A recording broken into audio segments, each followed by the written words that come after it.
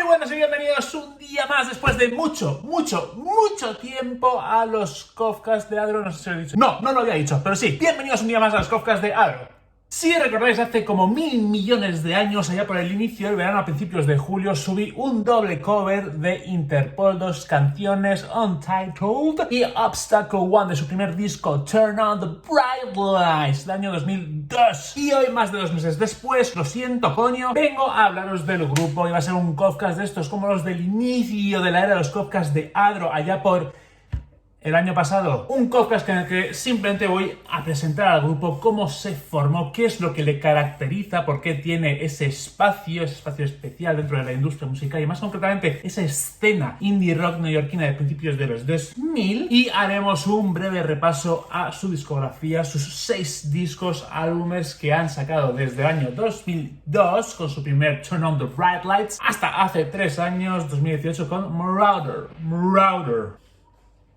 Dicho esto, ¿quién es Interpol? Vamos al meollo de la cuestión. ¿Quién es Interpol? Aparte de la Organización Mundial de la Policía Criminal, Interpol es una banda que se forma en el año 1997 en la ciudad de Nueva York, New York City, Estados Unidos de América. Una banda de indie rock, más concretamente post-punk, ¿vale? Aquí vamos a tener un poco de debate, lo veremos en el Kofkas, ese sonido más post-punk que la distingue de otras bandas de esta escena neoyorquina de principios de los 2000, como pueden ser The Strokes o Yeah Yeah Yeahs. Respecto a la formación de Interpol, comentaros que es una formación que no ha variado muchísimo desde 1997. Su formación original consistía en Paul Banks a la voz principal y a la guitarra, Daniel Kessler a la guitarra y como voz secundaria, Carlos Dengler, el muy distintivo Carlos Dengler al bajo y a los teclados, y Greg Druddy a la batería. Greg Druddy, sin embargo, no estaría ya ahí en los inicios más potentes del grupo en el año 2000, ya que va a dejar la banda y va a ser reemplazado por Sam Fogarino, un batería con más edad, un músico con más edad que el resto de la banda. Ya hablaremos de esto más tarde.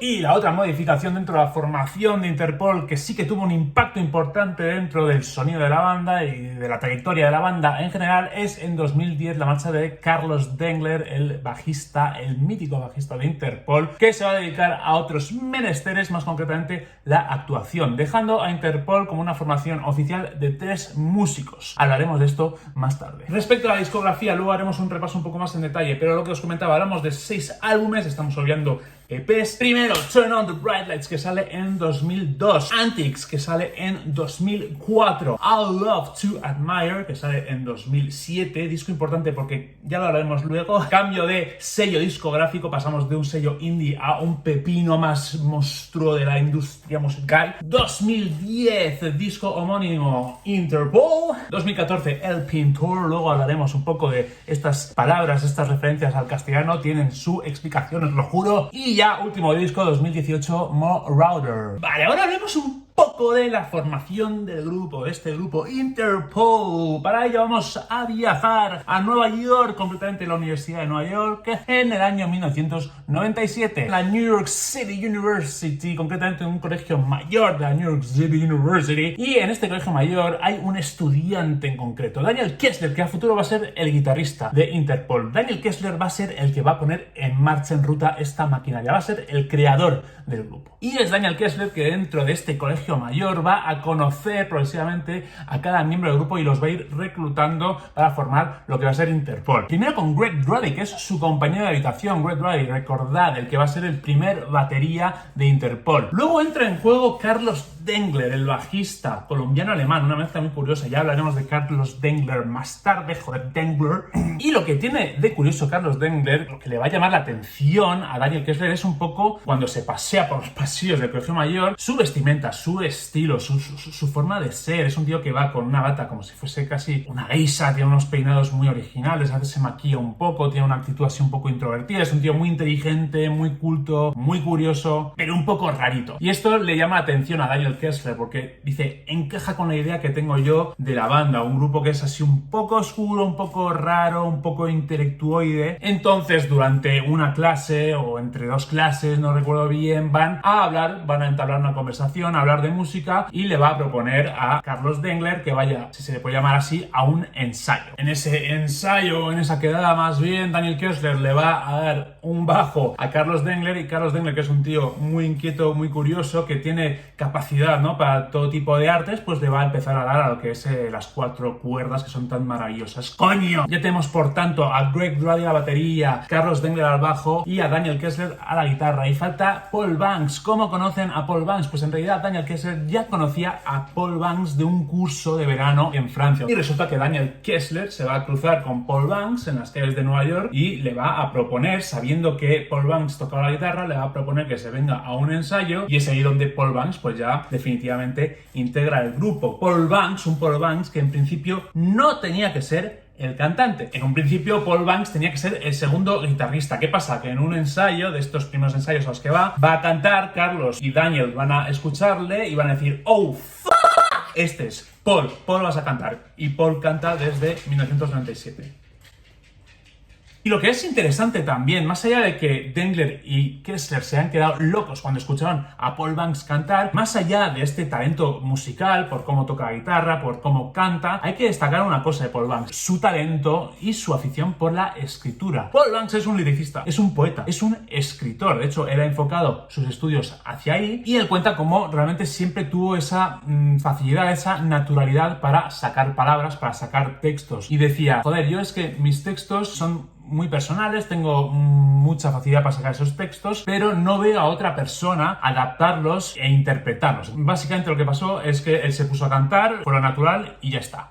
Y un dato también que sustenta esta afición por la literatura, ya no solo literatura local o anglófona, sino también de otros países, comentaros que Interpol, el nombre de Interpol, no fue la primera opción para la banda. Antes hubo muchísimas otras opciones, entre ellas The French Letters, las letras francesas, y Las Armas, un nombre español, o sea, castellano. Como os comentaba al principio, Greg Druddy, baterista original, va a dejar Interpol. Y curiosidades de la vida y este tipo de anécdotas que son la hostia: resulta que Daniel Kessler estará en una tienda, creo que es una tienda de discos, y va a entablar conversación con el dependiente, que resulta ser ni más ni menos que Sam Fogarino, un baterista de grupos locales de Nueva York que tiene muchísima experiencia. Es un tío que tiene como 10 años más que el resto del grupo, y se va a convertir al final pues en el nuevo baterista de Interpol, reemplazando a Greg Druddy. ¡Coña! Es también en el año 2000 cuando Interpol va a sacar su primer EP titulado Interpol bajo el sello Fact, que pertenece a Chemical Underground Records. Saltemos al año 2001, año siguiente, año importantísimo, clave en la carrera de Interpol. ¿Por qué? Pues porque en una gira en el Reino Unido en 2001 van a recibir la invitación de John Peel, que es un famoso y muy influyente DJ y locutor de radio británico, para que asistan a una sesión en directo en la BBC donde van a tocar sus temas. Esto porque John Peel había escuchado en algún momento la demo de Interpol y le flipó. Le encantó. Y tú me preguntarás: joder, Adro, bueno, muy bien, han tocado en la radio, han ido a la BBC, ¿y qué? ¿No es nada del otro mundo? Efectivamente, pero resulta que esta Peel Session va a ser distribuida a posteriori y va a suscitar el interés de Chris Lombardi y de su asociado Gerard Cosloy del sello discográfico indie Matador, y van a proponer a Interpol un contrato de 2 discos, y esto 2 semanas después de ese paso por la BBC, por la sesión de John Peel. En fin, que muchas gracias John Peel, y un homenaje para este señor que se nos fue en el año 2004. Y ahora, si me permitís, vamos a tocar un tema que me encanta, me interesa. Me estoy cargando la cámara. Ups, ya está.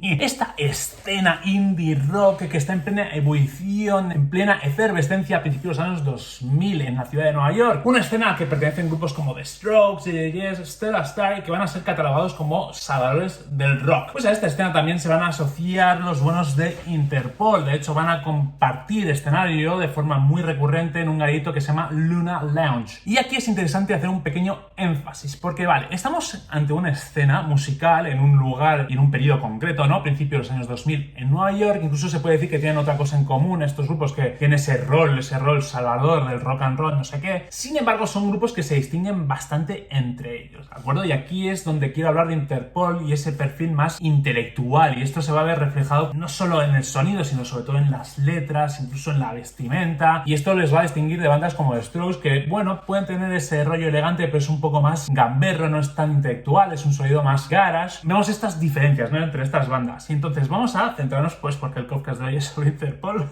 en qué es lo que distingue a la banda de las demás. Punto número 1, los textos, las letras de Interpol, unas letras que son bastante profundas, que son bastante poéticas, y esto viene a raíz, ya lo comentábamos antes, por esa afición que tiene Paul Banks por la literatura, y de hecho él es graduado en literatura inglesa, es un gran aficionado a la poesía, es un gran aficionado a los idiomas, y de hecho tiene una gran facilidad, lo que explica esos guiños, ¿no?, al castellano que encontramos en ciertas canciones, en ciertos títulos de discos. Tiene gran facilidad para el castellano, y eso se debe a que vivió mucho tiempo en Madrid y en México, lo que también le da ese acento un poco peculiar, esa mezcla entre castizo y mexicano. Es una imagen de que nos vale verga. Por tanto, esta faceta muy literata de Paul Banks le va a otorgar al grupo unos textos que son muy poéticos y que al final le va a otorgar también a él un estatus de liricista pues de puta madre, al bueno de Paul.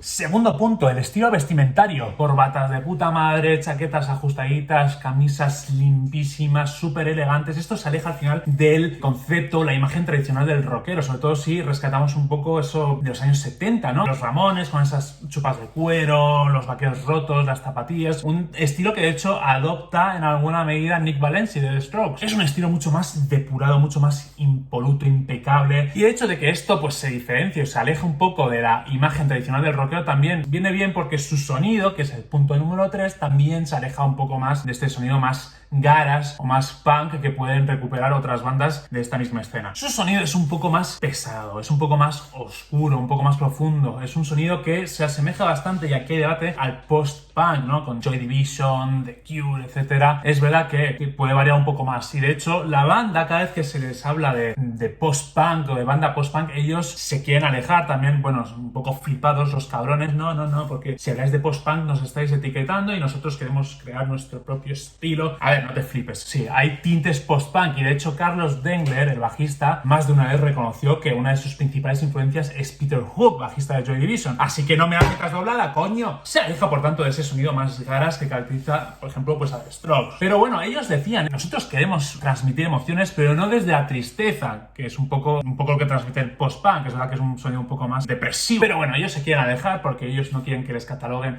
o les metan en un mismo saco que los otros, porque quieren ser únicos, en fin, me parece muy bien, es lo que persigue todo grupo al final, pero sí que ellos dicen que quieren crear una música que transmita emociones, pero no desde la tristeza. Ellos ven su música más como una música atmosférica, una música ambiental, casi a veces de banda sonora. Nunca hemos pasado singles así de forma reiterada en la radio ni nada, pensamos los discos como un conjunto. Antes de que se me olvide, estamos hablando antes de estilo vestimentario, joder, qué hostia me he dado. Carlos Dengler, concretamente, el bajista, lo hablábamos un poco al principio también, ¿no? Pero es un tío muy peculiar, introvertido, un poco tímido, un poco raro, pero un tío muy inteligente, muy culto y con un estilo vestimentario impecable. Es el máximo exponente, ¿no?, de esta moda que tiene Interpol, y sí que va a destacar pues por esa elegancia, por ese gusto por la moda. En fin, si tuviésemos que definir o que posicionar a Interpol, tendríamos que decir que es la banda probablemente más intelectual, más intelectuoide, más post-punk a nivel de sonido dentro de todo este mapa, dentro de todo este mar de bandas que componen esta escena indie rock neoyorquina de principios de los años 2000. Y ahora sí, amigos míos, empecemos con el repaso de la discografía de Interpol.